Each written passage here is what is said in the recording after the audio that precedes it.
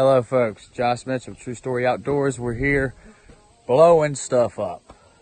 We got tannerite, we got a compressor out there, and my boy Chris Parker is about to blow her on up, okay? I do not suggest you to try this at home. Please don't try it at home. But this is what we're about to see. All right, Chris, ready whenever you are. Holy shit. Sorry about the curse words, folks. That was just a big boom.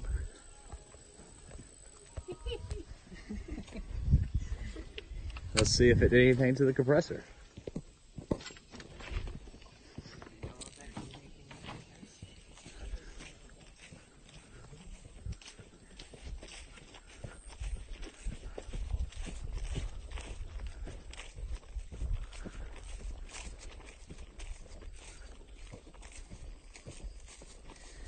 Surprisingly, it didn't do much.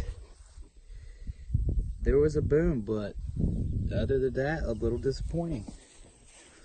A little disappointed, bub. It didn't do as much as I thought it was. Well, it wasn't compact. All right, now to put my two out. All right, so now it's my turn to blow up my tannerite. So, I'm kind of excited about this.